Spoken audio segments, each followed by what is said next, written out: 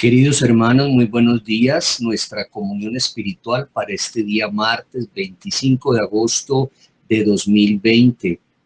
Hay que subrayar esa frase del Señor Jesucristo hoy que nos dirige a través del Evangelio de San Mateo capítulo 23, versículos 23 a 26.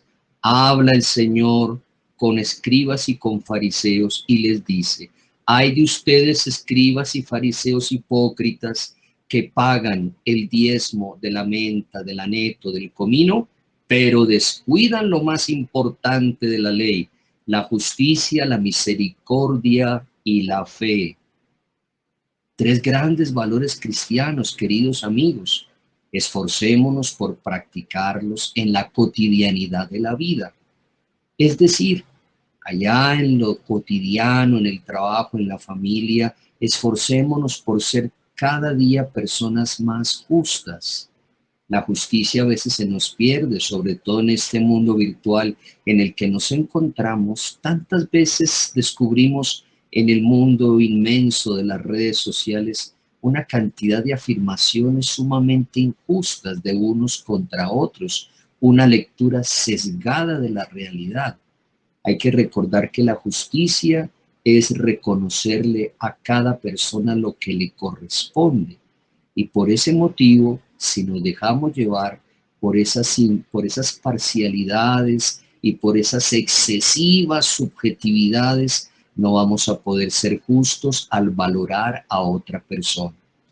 Hay que reconocer que la primera justicia debería practicarse con usted mismo, es decir, en la manera como usted es justo sobre su ser, en la manera en como usted se valora, se conoce, reconoce quién es en sus cualidades y también en sus defectos, sabe con sinceridad cómo se encuentra el día de hoy y es justo en la valoración que hace sobre sí mismo.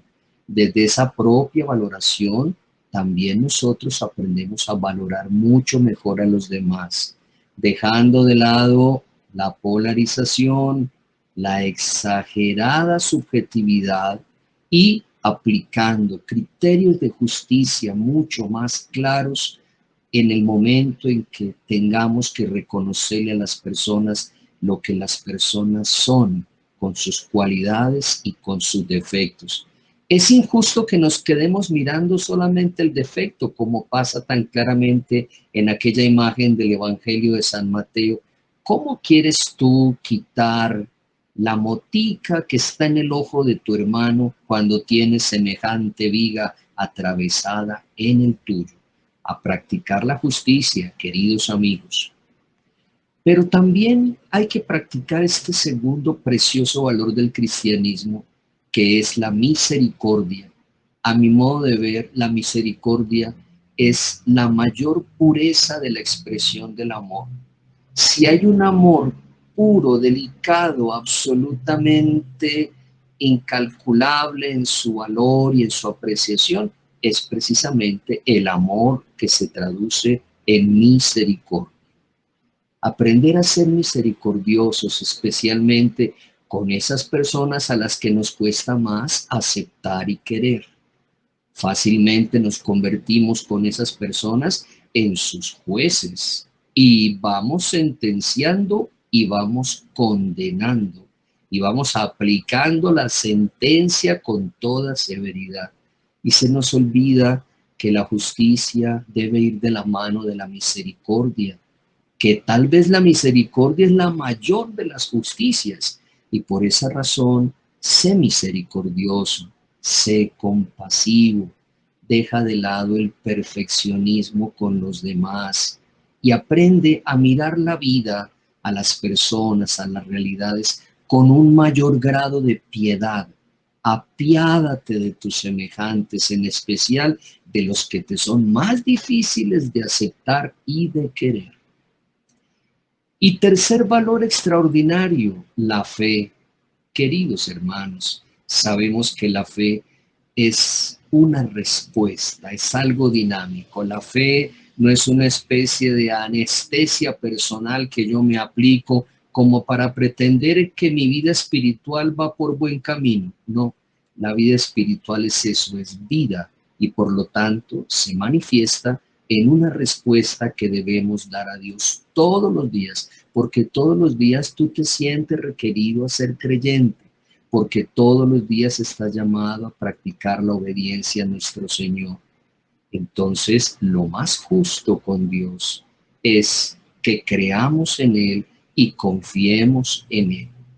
Nos sentimos muy llamados a la fe en estos instantes en Colombia, muy especialmente aquí en la ciudad de Bogotá. Nos duele enormemente cómo terminan las iglesias y las religiones dejadas por allá para un último lugar, como si la casa de Dios o los sacramentos eucarísticos fuesen generadores de contagios y de epidemias. Es una visión absolutamente secular de la existencia. Hay que reconocer que estamos en un mundo enemigo de Dios y enemigo del Evangelio. Un mundo en el que solamente importa el cuerpo y el alma, pero no importa el espíritu.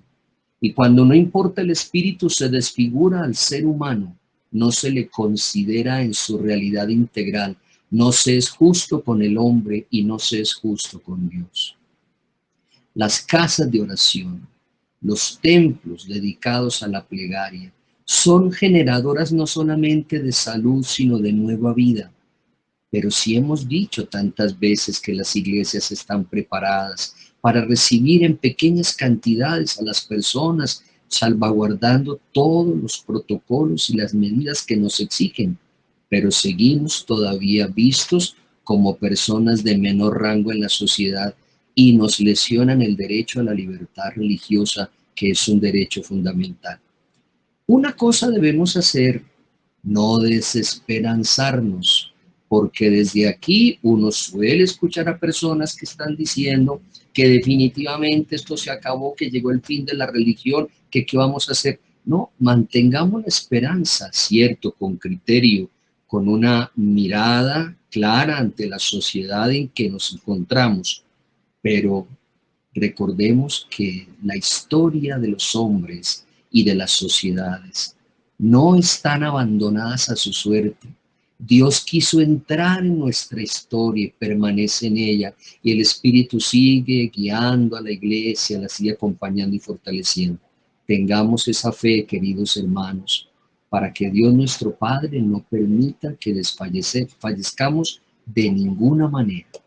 Dios los proteja, los guarde, los bendiga y les permita practicar todos los días de su vida estos tres hermosos valores: justicia, misericordia y fe. Él los bendiga en el nombre del Padre, del Hijo, del Espíritu Santo. Amén. Hasta pronto, mis queridos hermanos.